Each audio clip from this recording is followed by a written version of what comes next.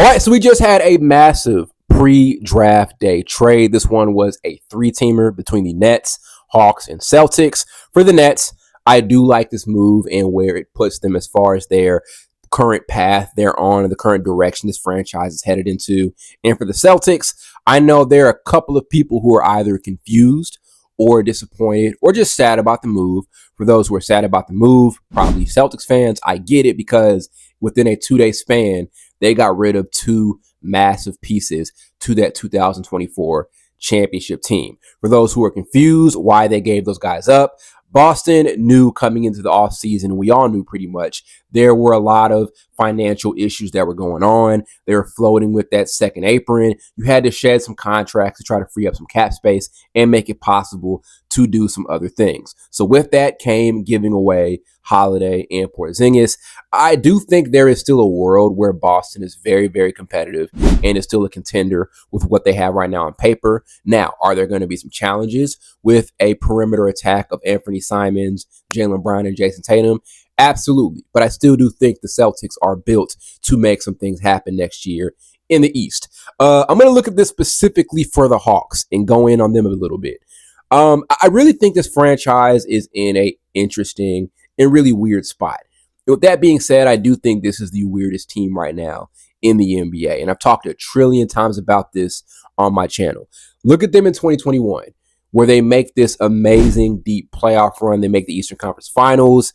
And there was this idea that they were going to be a powerhouse team in the Eastern Conference for years to come. And if you look at them since then, they have not come close to that success. They have either been a first round and out team or they have just been a play-in tournament team. And that is despite adding new coaches. That's despite adding new players to the roster, especially DeJounte Murray, which I'm very disappointed didn't work out. They've made a lot of moves. The front office has made a lot of decisions and still has not been able to get out of that first round and play-in tournament purgatory. So here they are right now bringing in Kristaps Porzingis. First question is, how much better does the addition of Porzingis make them? Because on paper, the idea of a Porzingis, Trae Young, Karis LeVert, and Jalen Johnson perimeter attack does look really, really intriguing. But the reality is there are too many questions about Porzingis' availability, right? It's not news to anybody. Porzingis is not a really healthy player. And Porzingis is in what I call the Zion Williamson trap.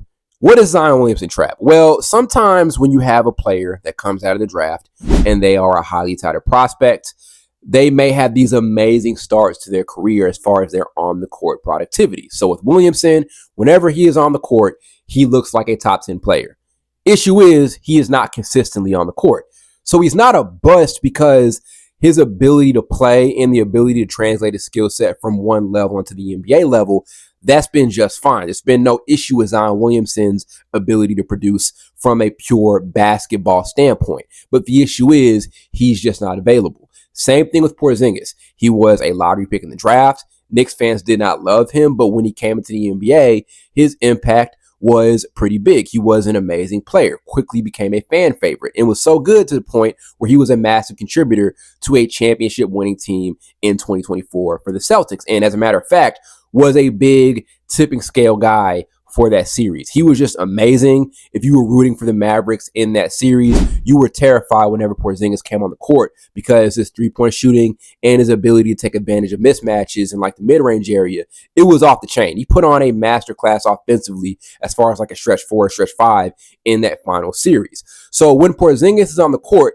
he is amazing. Issue is he's just not available. And he has become this guy where you really wonder if he can consistently hit that 65-game threshold. If he has in the past, that's fine. But he's been hurt so much to the point where you question his ability to consistently do that. Same issue with Kevin Durant. Durant has been generally healthy over the last 2 seasons. But Durant has been hurt so much post-Golden State, you wonder about his ability to consistently be out there for 65 or more games. So again, on paper, the idea of an offense led by Trae Young and Porzingis and LeVert possibly coming off the bench and Jalen Johnson, who's just going to continue to improve, the idea of that offense, it sounds and looks great. I do think Porzingis would add another dynamic to that offense where he's not doing as much pick and roll downhill stuff. He's doing a lot more pick and pop stuff, or maybe hitting threes off of trailer plays or whatever the case may be. I think he brings a new idea of an offensive attack to this team. And he does bring some new stuff and some new dynamics to the table. But your question is the availability. That's the biggest thing. I don't question Porzingis' ability to produce.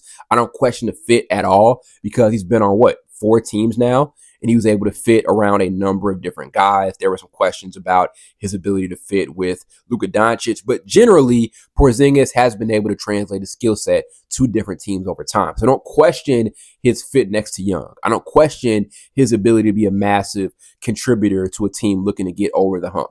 He's been a 20-point per game guy, and I do think he can get within that range when he's on the court for the Hawks.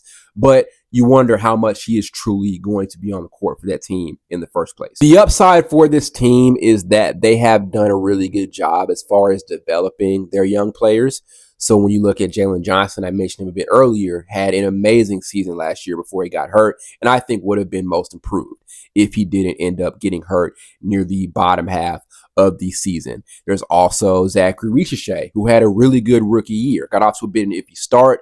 People didn't have really high expectations for him in the first place, despite him being the first overall pick, but closed out the season pretty well and made all rookie. They also have the number 13th pick in this upcoming draft. So I think this franchise is in a really good position as far as their development of young players, which is big, because let's say they want to end up going into a different direction if they can't optimize on Trae Young's prime.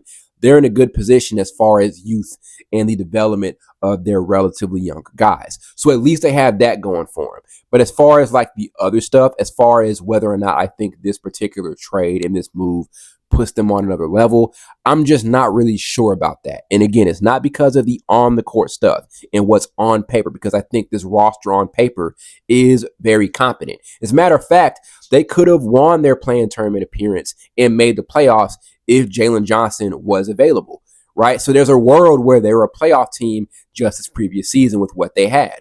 So I don't question what they could do. I don't question the idea of Porzingis and Trae Young. But there's a difference between the idea of something and the reality. And the reality is I don't rely on Porzingis' availability that much. So that's my biggest thing with this trade. It's not a complex idea. It's not complicated to get. While it looks really good on paper, I don't know if this pushes the Hawks closer to contention or closer to where they were at in that 2021 playoff run.